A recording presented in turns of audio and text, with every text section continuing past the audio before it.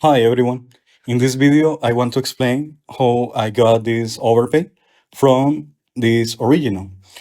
At the end of the segment, you will find a timelapse, a process video. But right now, I just want to explain my reasoning behind the changes. Okay. One of the first things I did in the original was to increase the contrast in certain regions. Okay.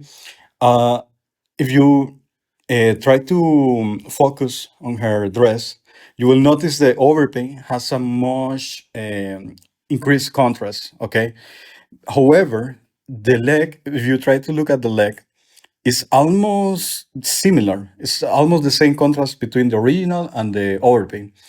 And that was a problem in the original because in the original, my patron established a value range, and that value range was not kept for the dress. I hope you can see that in the leg. I can sense that the form is turning from shadow to light. Uh, However, in the dress, that difference is not quite the same. Okay, in the overpay, since the dress can be a bit more reflective than the skin. Okay, I am assuming that the dress is like those typical Chinese silk dresses, and that has a higher reflectivity than the skin. So I kept the same contrast in the skin, but it increased it in the dress. Okay, so it was more apparent that the breasts, for example, are spherical in nature. Okay, I can sense that in the original, but it's not strong enough, especially because I am seeing the contrast in the leg, and it's like a sense of disconnection.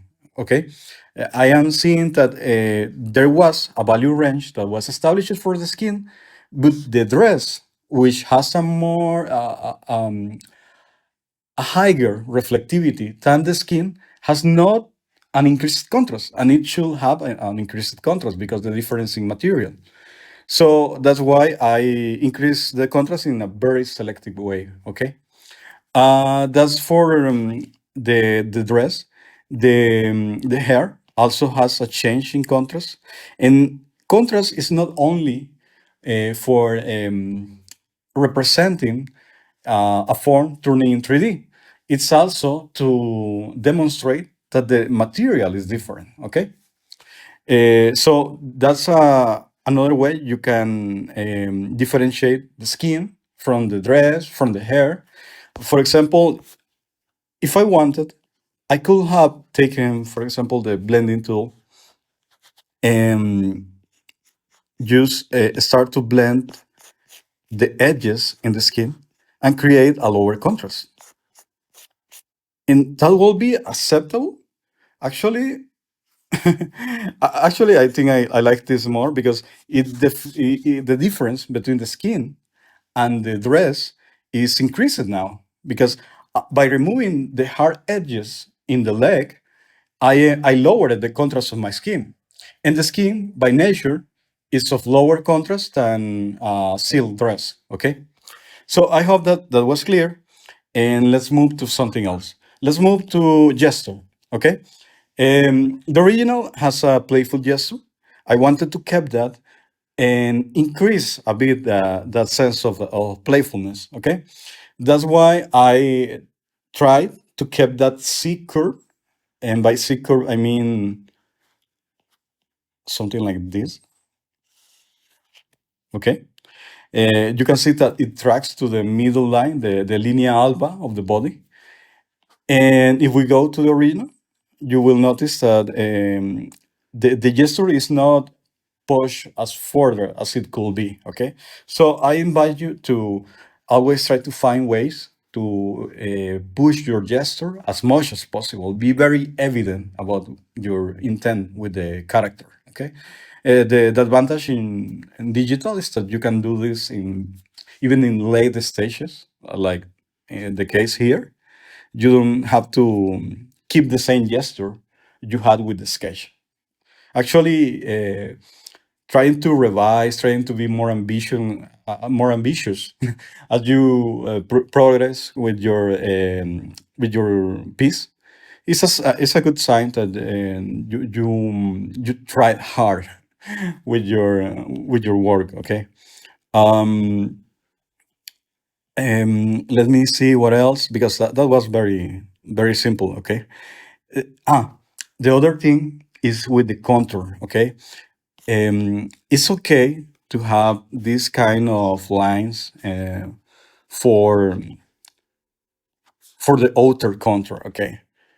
However, I invite you to reconsider using this kind of thick black line or very dark line in your inner contours. Okay, I will make the case that you don't need inner contours. You might feel the need for outer contours, and I can see the case, but for inner elements, your overlaps, the difference between those elements, has to be gained through change of planes, change of contrast, as I explained it before.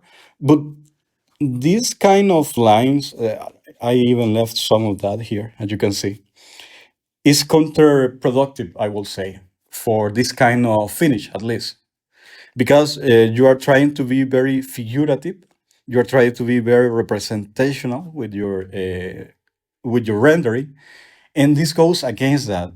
This kind of inner contour lines is very common in Butch Hartman cartoons, for example. If you notice the Fairly Odd Parents, for example, you will notice that every drawing has these thick lines, even in the inner elements, even in the inner shapes.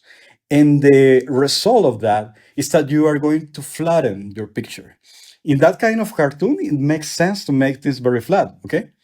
But in this kind of rendering, it goes against the intent of the rendering, I think, because you are trying to make something very gritty, very tactile, and you are not trying to make something for animation that needs to be read very quickly. Composition does not matter in animation, or at least doesn't matter as much as in illustration, I will argue. So try to avoid these kinds of lines. For example, in the breast, I will say that the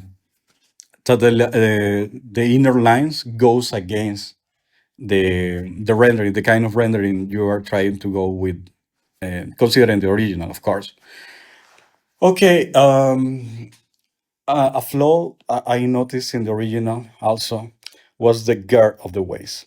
I hope you can see. Let me zoom in a bit more here. Try to focus in this area, the side, and let's switch on and off. I hope you can see that the original is very flat on the side. It's like the waist has no girth to like the z-axis of the waist is not is being flattened. Okay, and this is very easy to fix. For example, if I were to do it from the start, based in starting from the origin, I just kind of push and create a plane there. And yeah, with that, you added some girth already. Okay. So be very careful. Try to.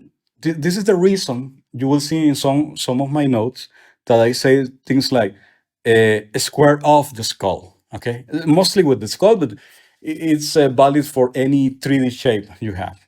As you can see in the overpaint, the girth is clearly signaled. Another thing that might help you is to define a corner. And that definition of the corner does not have to be something like a landmark. It just has to be a sense of the corner. I will argue that my corner is this one. And there, from that corner, you can see the axis dividing, okay, the z-axis, the x-axis. And that's going to avoid making your figure too flat. Okay. Okay. Let's move to something else.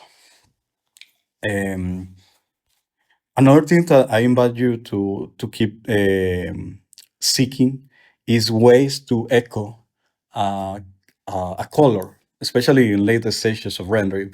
For example, in the original, I can see that the ribbons, the dress, the ribbon, sorry, the dress are of the same color, the same tone.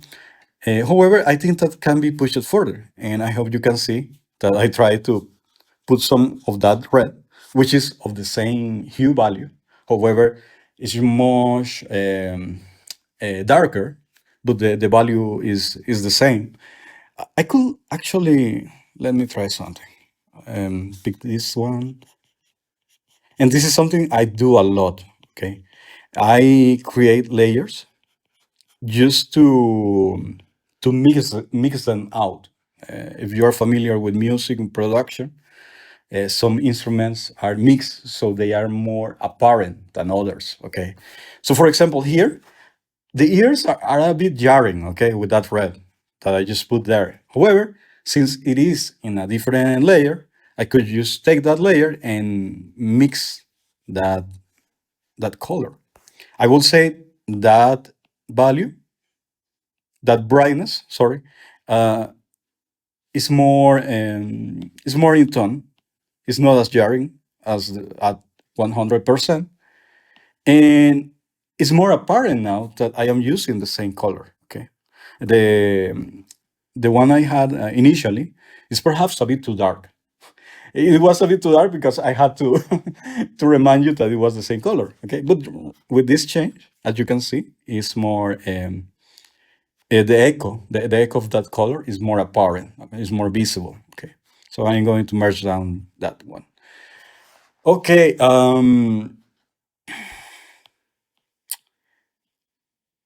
another thing I didn't like in the original is the folds.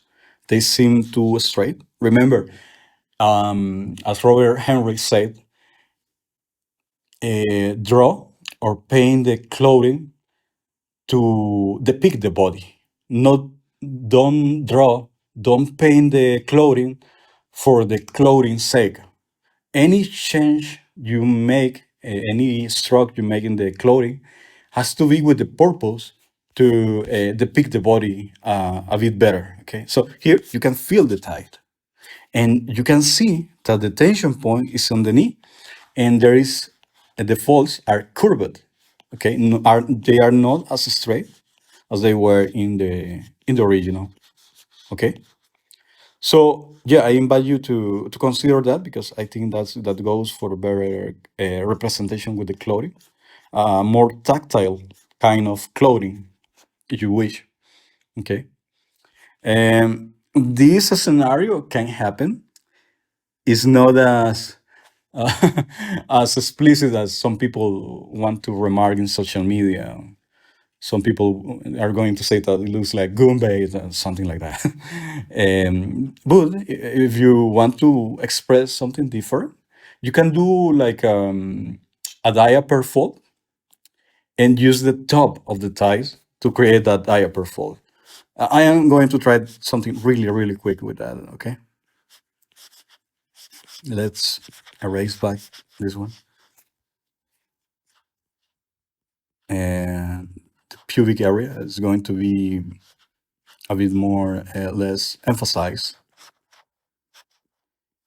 and some of that fold are not going to have their tension points in the ties, but in the aces, the corner I drew in white some minutes before. That's going to be the tension point.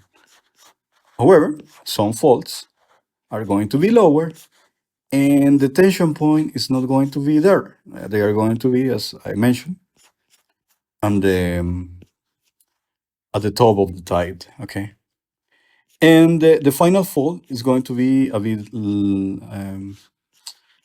larger, a bit taller than the ones at the top. And yeah, this is an option. I will say that both scenarios can happen. This one, you can keep doing, you can keep refining, and you can even move the tension point at the bottom from one knee to other.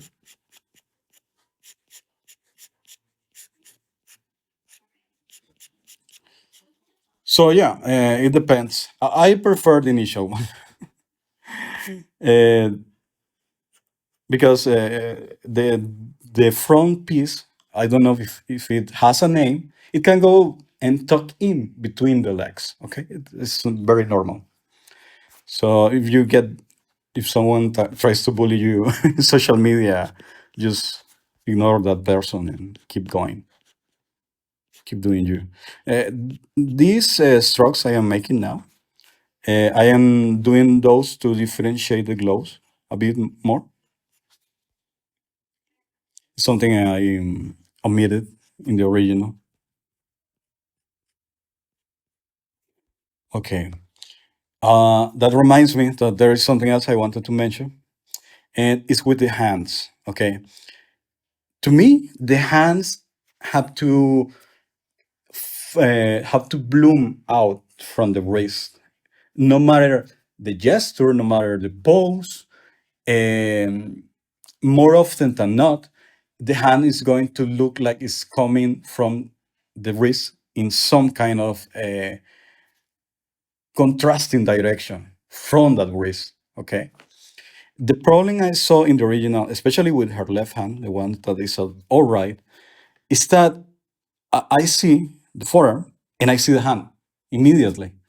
And I know I am looking from below, from the palm side, but I will argue that you can make that wrist rise and then go down like a step into the hand. Okay. The overlap at the side is also another way to sell that wrist location.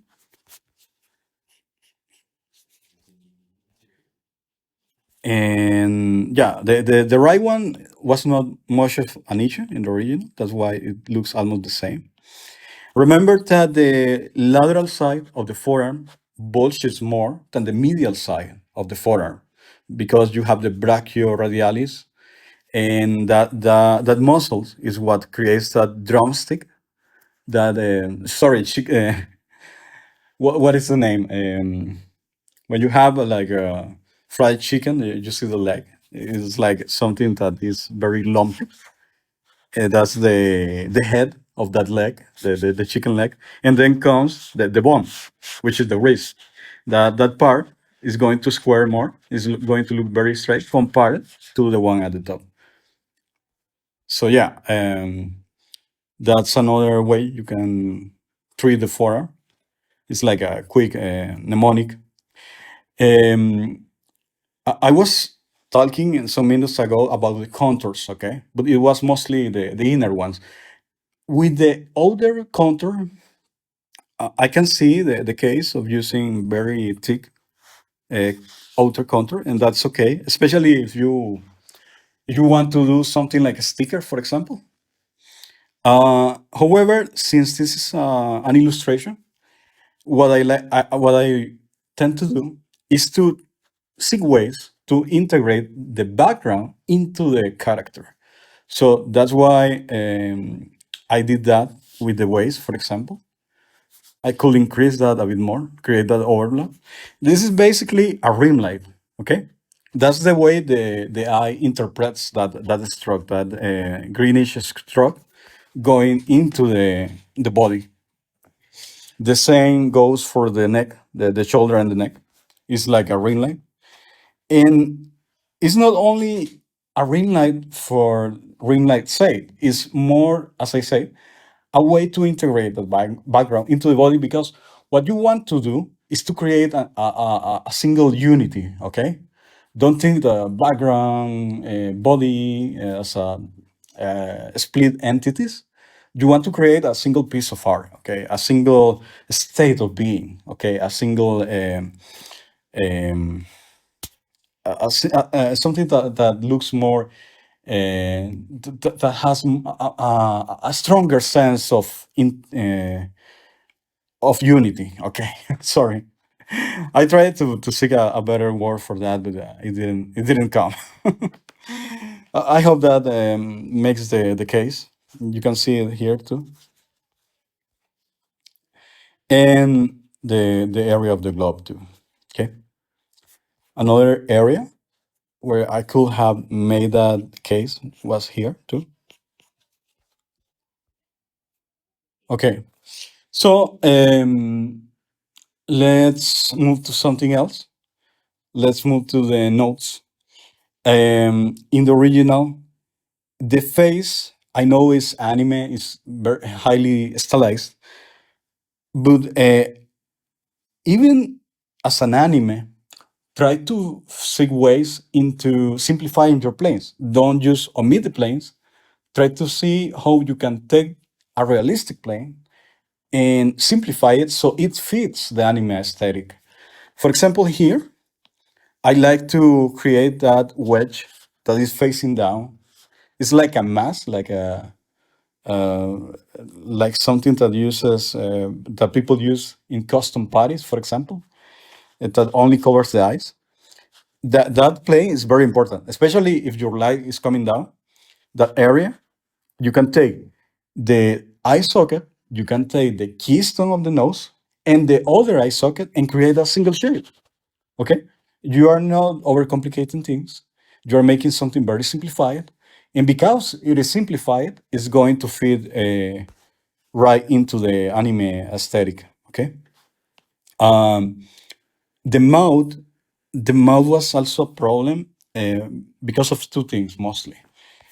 It should curve around because if the mouth is just straight, like here, the problem is that it looks like a sticker.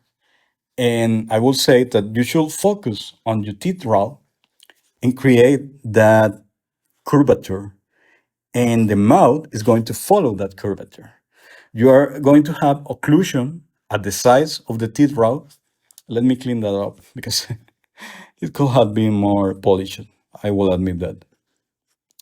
Okay, and you have those occlusion points at the sides of the teeth row, and at the very middle line of the teeth row, you are going to converge the lips, or maybe you don't want to use lips like here. I try to respect that. That's why I didn't use lips in the overpay.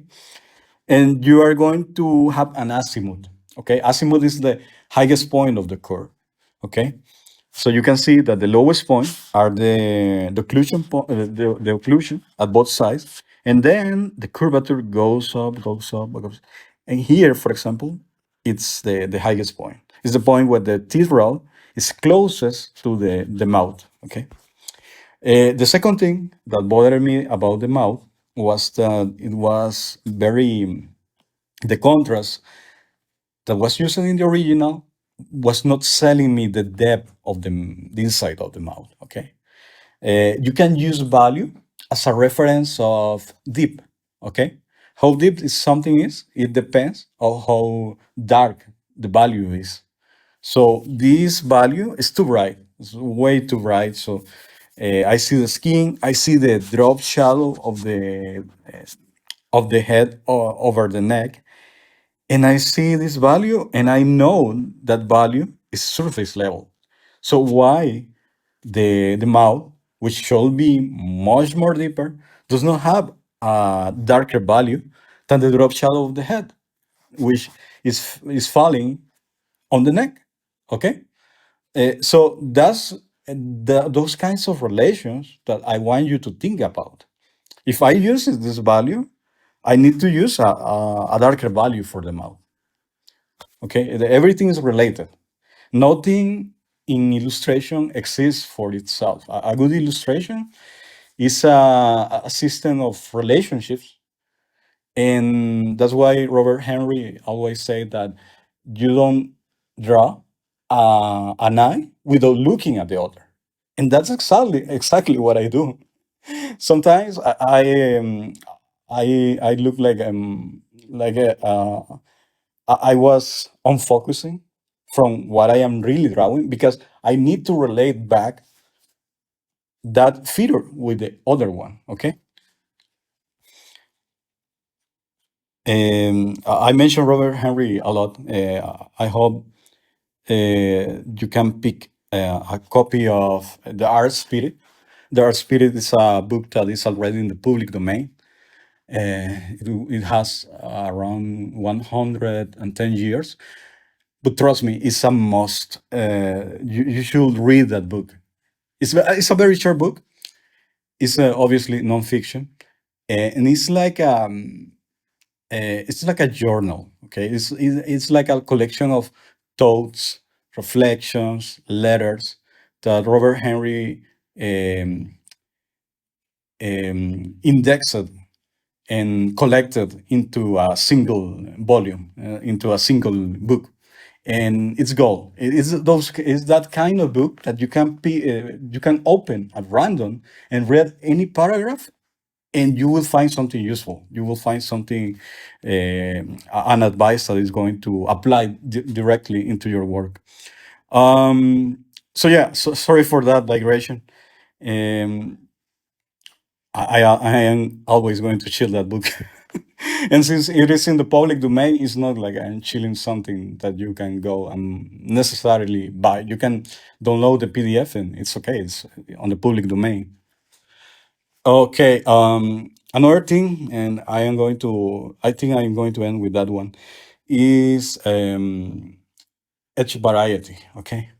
This was a quick fix. As you can see, those things that are on the back are going to be de-emphasized. And since the hair is very soft, it's okay if I just de-emphasize with the blending tool those strands of hair that are on the back. Okay, let's make this more uniform. Okay, only the strands that are closer are going to have hard edges, but those that are on the back are going to be more de-emphasized. The same goes for the tail. With the tail, and this is very quick. I see sometimes some people end the strands in like a haphazardly way.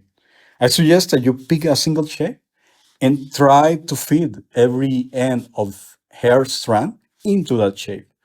Here, for example, I have this ellipse, and that's the shape that forms the perimeter of my. It's like a lost and found shape. It's not obvious, and that's the beauty of it. Okay, that you can sense that ellipse, even it's not explicitly there. The viewer can complete the ellipse without you putting it in a very explicit way. Okay, let's make it more lost than found here. Okay, um, yeah, that's more or less what I wanted to say about this piece. I hope this video was helpful to you. If you have any questions, let me know in the Patreon post. And I hope to see you later. Bye.